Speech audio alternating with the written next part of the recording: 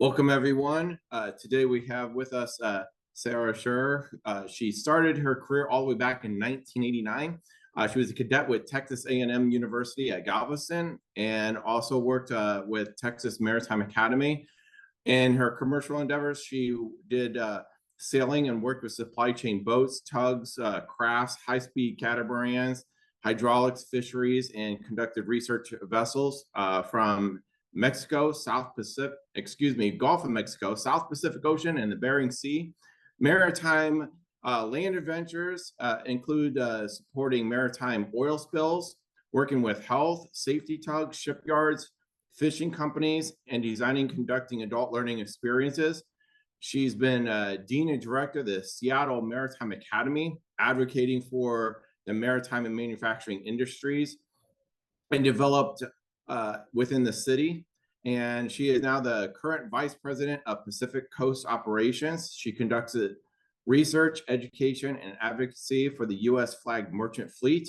And she is on board as President of the Seattle Propeller Club from 2015 to 2022. And she's the board of Tacoma Propeller Club and is an interim president.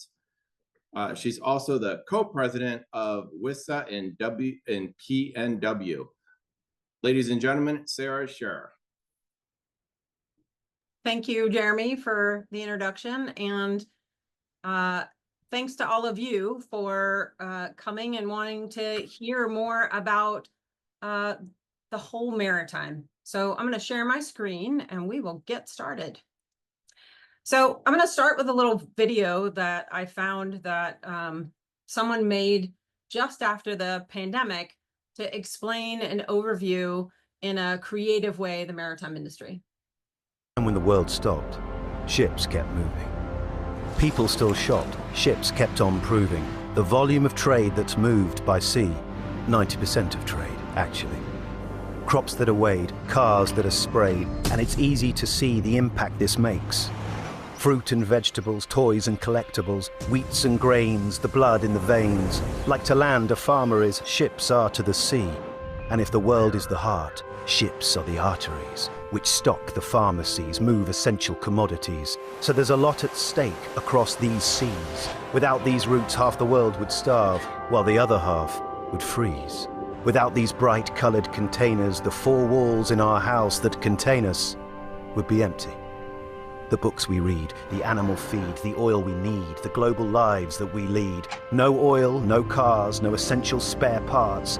The sea's version of stars, those flickering lights on the horizon. By moon and by sun, but the journey is never done. As a supertanker proves, the distance it moves is equivalent to 3 times around this earth a year. And we are served by over 61,000 ships. The things we buy, the things that shops sell, the 1.7 million seafarers, it's more than just engines that propel this industry. And it's easy to see that a lot is owed to the people that load. 6,000 ports worldwide, but it's not all plain sailing. It's rough seas and piracy warnings and the change that this inevitably causes. The sea covers 70% of our planet, so you can see why we need to plan it. A global community of knowledge and passion. From salt and sugar to the latest fashion, our ships keep moving products we love using. Ships make the world go. They help trade flow and let business grow.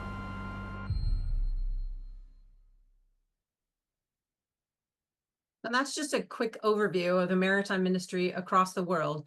Today, I'm going to be focusing on the maritime industry in the US and just giving you a very quick overview so that you can get a sense of what all's out there. So my name is Sarah Scherer. I work for an organization called the Transportation Institute. I won't go on since you heard a little bit of my bio. Today, we're going to talk about what maritime is specifically, the Jones Act, why it's important, the sectors in the maritime industry, the types of vessels that are out there that get supported, and then some training opportunities that are out there just to make sure that you know all the opportunities. So what is maritime? We have to kind of start at the beginning. The maritime industry is waterborne commerce. It's about moving people and goods over the water.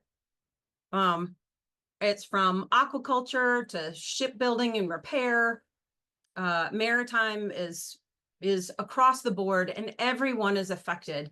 And I think in our culture, we've forgotten that the US is a maritime nation. So as you go out in the world and know more about the maritime industry, it's really important that you talk about what you do and what you know in reference to the maritime industry, so more people understand what it is.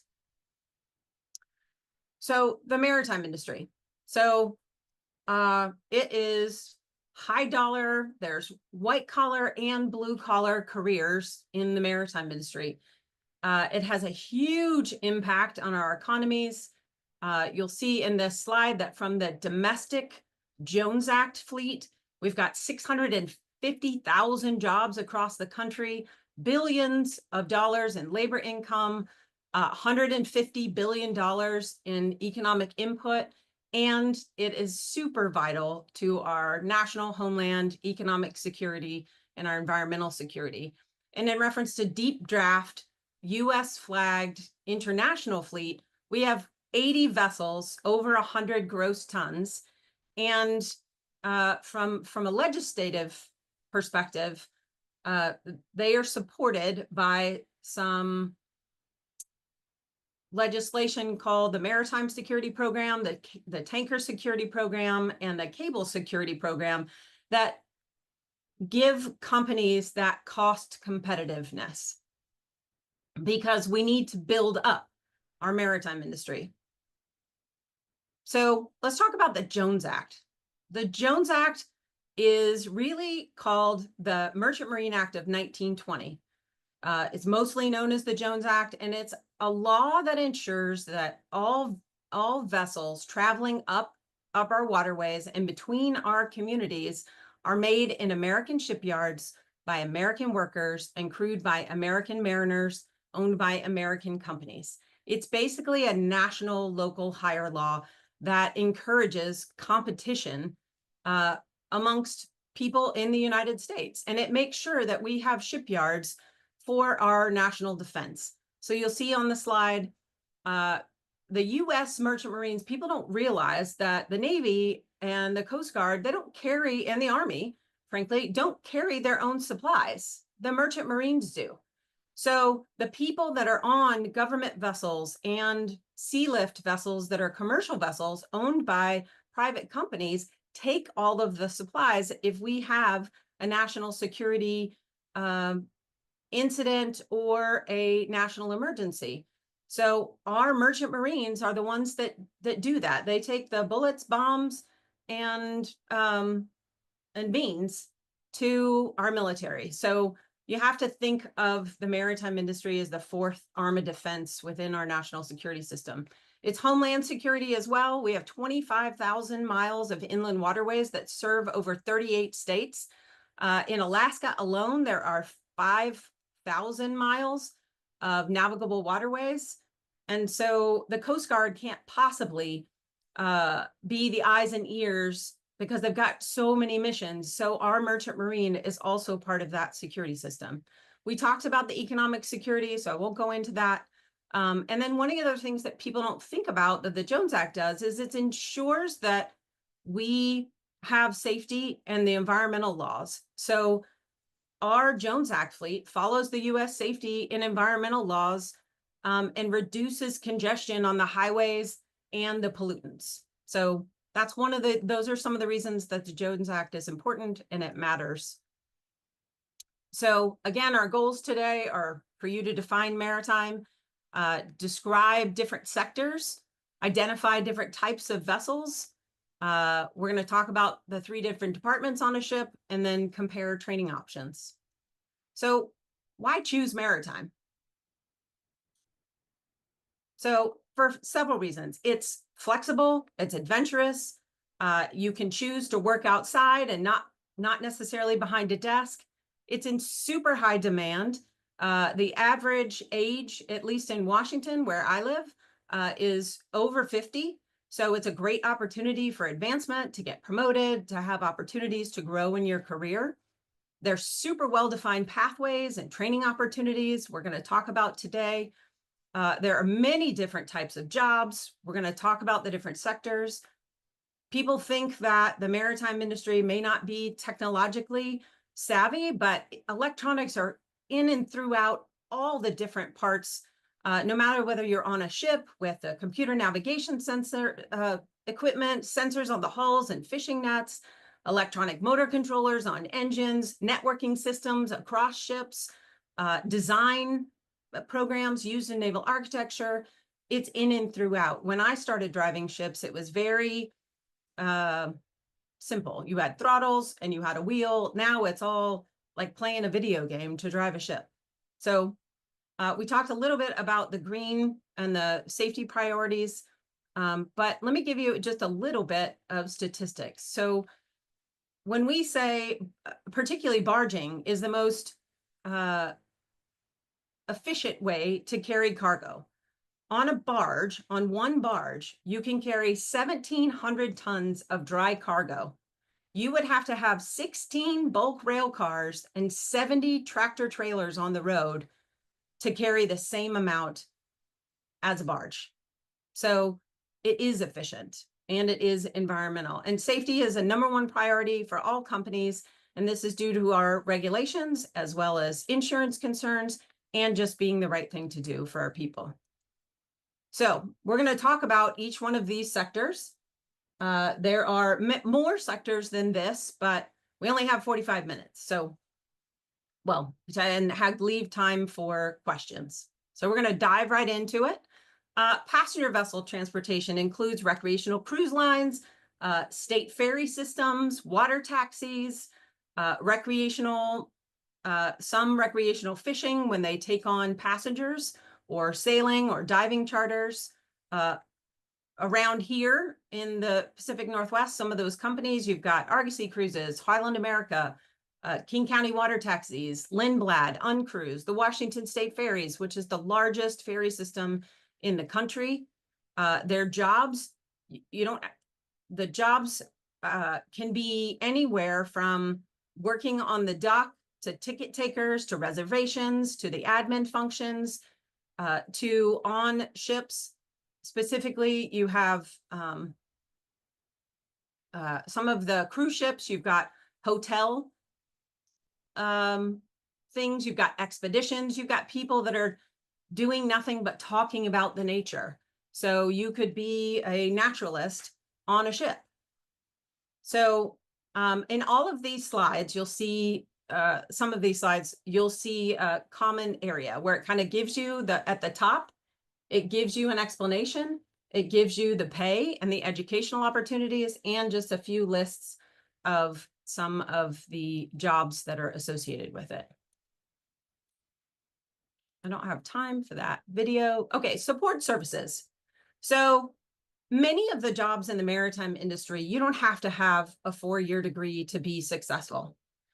Some do, some don't. This is one of the areas that you might, if you were on a 4-year university track, these would be some of the jobs that you might be interested in. These services support the commercial, recreational, and defense-related maritime industries, including boat dealers, marinas, fueling and lubrication businesses, naval architects, engineers, parts suppliers, construction, professional services such as attorneys, accountants, the National Oceanic and Atmospheric Administration, the Army Corps of Engineers.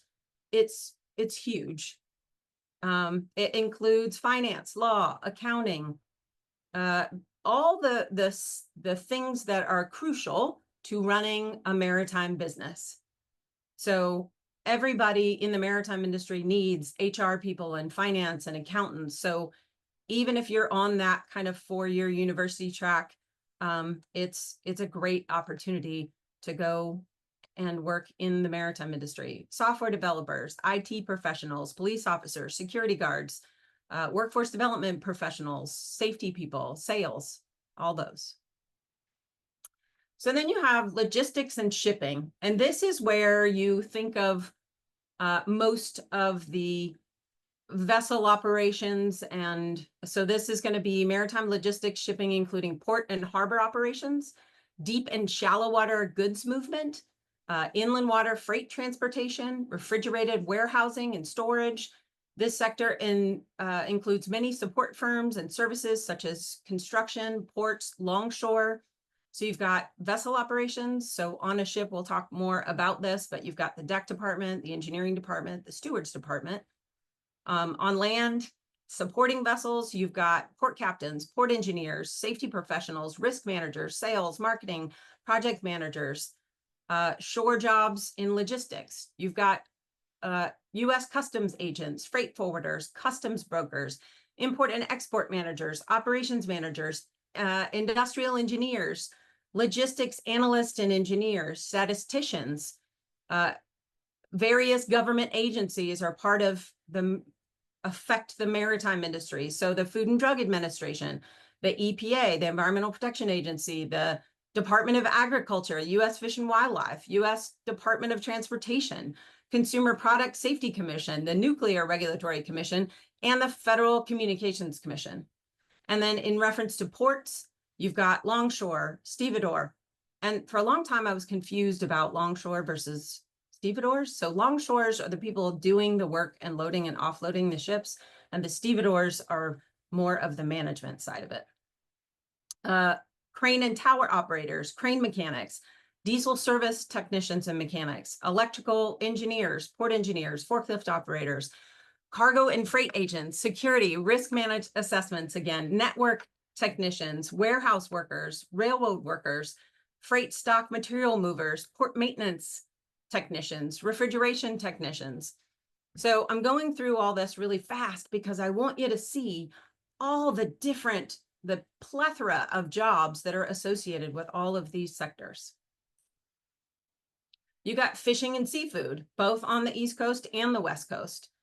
This is about fishing and seafood products, including the commercial, recreational fishermen, seafood processing firms, aquaculture, fish farming, wholesale and retail seafood markets. So this sector makes up everything from marine biologists, fish processors, quality control technicians. You've got vessel operations, again, that we'll talk about that. But the operational side, again, you've got very similar warehouse workers, delivery drivers, seafood brokers, HR, recruiting, finance, the cold storage. So you've got tons of refrigeration that's really important in the shipping and seafood industry. And the education is anywhere from a high school diploma to and GED to PhD level.